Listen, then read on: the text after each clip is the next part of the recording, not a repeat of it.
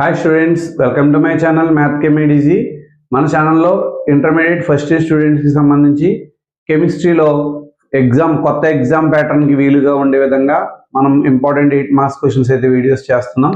దానికి సంబంధించి ఈ వీడియోలో నేను పీరియాడిక్ ప్రాపర్టీస్ అనేటువంటి కాన్సెప్ట్ గురించి ఎక్స్ప్లెయిన్ చేస్తాను. మన వీడియో మొదటిసారిగా చూసే వాళ్ళు ఎవరైనా ఉంటే కనుక మన వీడియోని లైక్ చేయండి, షేర్ చేయండి, అలాగే మన ఛానల్ని సబ్స్క్రైబ్ చేయడం మాత్రం మర్చిపోకండి. అయితే ఇక ఆలస్యం చేయకుండా వీడియోలోకి అయితే వెళ్ళిపోదాం.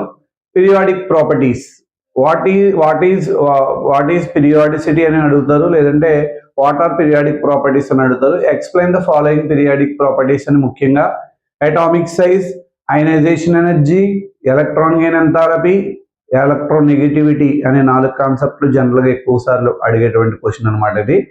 సో ముందు పీరియాడిక్ ప్రాపర్టీస్ అంటే ఏంటి చూద్దాం.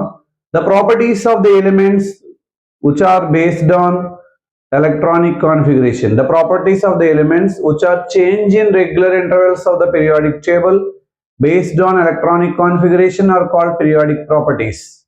అంటే periodic table లో రెగ్యులర్ ఇంటర్వెల్స్ లో టాప్ టు బాటమ్ కానీ లెఫ్ట్ టు రైట్ కానీ ఎలక్ట్రానిక్ కాన్ఫిగరేషన్ ని బేస్ చేసుకుని చేంజ్ అయ్యే ప్రాపర్టీస్ ని పీరియాడిక్ ప్రాపర్టీస్ అంటారు. This phenomena is called as periodicity అని చెప్తాం అనమాట. ఓకేనా. The properties of the elements which are change in regular intervals of the periodic table based on their electronic configuration are called periodic properties and this phenomena is called as periodicity అని చెప్తాం. ముందుగా definitions చెప్పేసుకుందాం. Atomic సైజ్కి, ionisation energy, అలాగే electron gain enthalpy, electronegativity, ఈ 4టికి కూడా definitions చెప్పేసుకున్న తర్వాత change in group, change in period అనే దాని గురించి చూద్దాం. సో ముందుగా మనం అటామిక్ సైజ్ అంటే ఏంటి? The distance between centre of the nucleus to outer most orbit of N atom is called atomic size. Atom యొక్క సెంటర్ ఆఫ్ ద న్యూక్లియస్ నుంచి అవుటర్ మోస్ట్ ఆర్బిట్ దాకా ఉన్న డిస్టెన్స్ ఏమంటాం అంటే అటామిక్ సైజ్ అని పిలుస్తాం. దాన్ని అటామిక్ రేడియస్ అని కూడా అంటారు. So it is units for this atomic size is angstroms అని చెప్తాం. The distance between center of the nucleus to outermost orbit of an atom is called atomic size and the units are angstroms అని చెప్తాం. Next second one వచ్చేటప్పటికి ionisation energy. Ionisation energy అంటే ఏంటంటే, so outer most లో ఉన్న electron ని remove చేయాలంటే it requires some energy. The minimum amount of energy which is required to remove an electron from outermost orbit of an atom which is in gaseous state is called ionization energy. Atom యొక్క outer most లో, gaseous state లో ఉన్న atom యొక్క outer most నుంచి electron remove చేయాలంటే మనం కొంత energy ఇవ్వాలి. ఎంత ఎనర్జీ ఇస్తే ఎలక్ట్రాన్ బయటికి రిమూవ్ అవుద్దో దాన్ని మనం అయనైజేషన్ ఎనర్జీ అంటాం.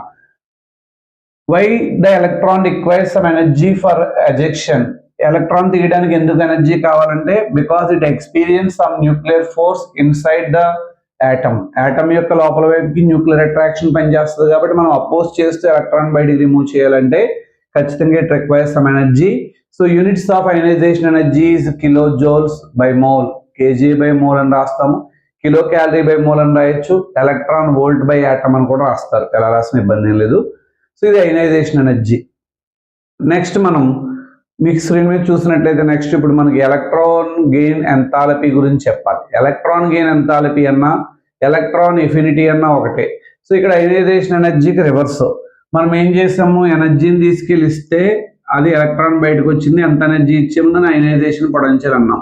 అలా కాకుండా if you add an electron for outermost orbit of an atom, whenever we add an electron from to the outermost orbit of an atom which is in gaseous state, the energy released is called electron affinity. The amount of energy released when electron is added to outermost orbit of an atom which is in gaseous state is called electron affinity.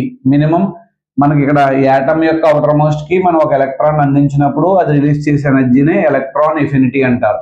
Units చూసినట్లయితే దీనికి కూడా kilo Jal by mole అని చెప్తాం అనమాట. ఓకేనా. Next electronegativity. Electronegativity means 2 atoms ఉన్నాయి, 2 చెరుకు electron తీసుకుని బాండ్ ఫామ్ చేసినాయి. సో ఈ బాండ్ పేర్ ఆఫ్ ఎలక్ట్రాన్స్ ని ఏ తన వైపుకి అట్రాక్ట్ చేస్తుంది, బి కూడా తన వైపుకి అట్రాక్ట్ చేస్తుంది. అలా అట్రాక్ట్ చేసేటువంటి నేచర్ ఏమంటామంటే కనుక ఎలక్ట్రోనెగటివిటీ అంటారు.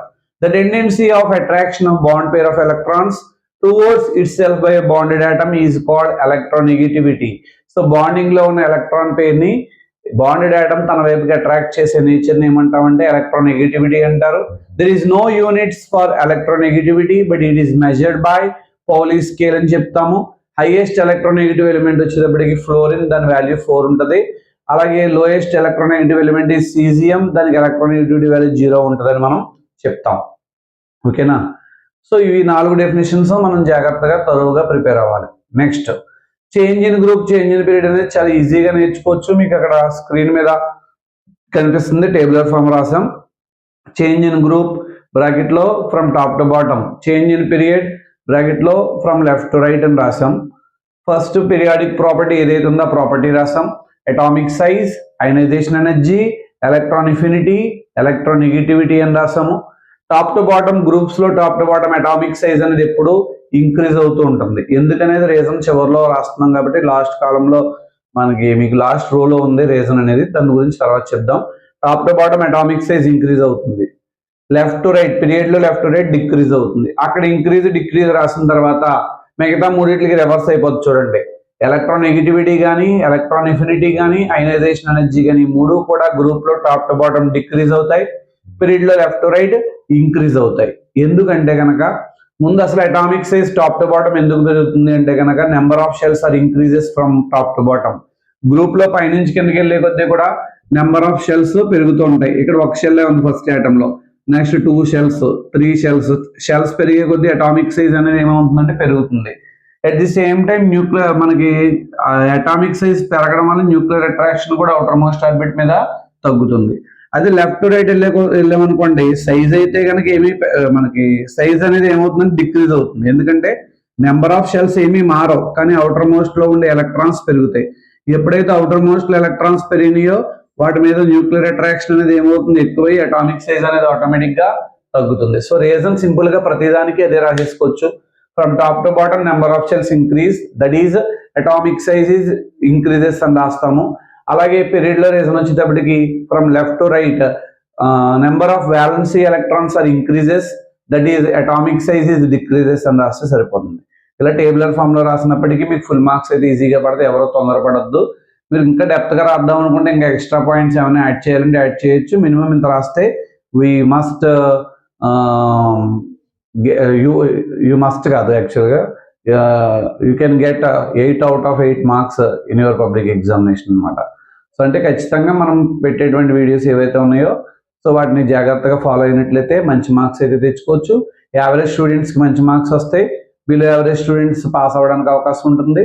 అలాగే టాపర్స్కి 1 time రివిజన్గా మనం వీడియోస్ అయితే యూజ్ అవుతుంటాయి. సో మర్చిపోకండి, మన ఛానల్ సబ్స్క్రైబ్ చేయండి. మీ సపోర్ట్ ఎలా ఉంటుందని నేను అనుకుంటున్నాను. Thank you, all the best.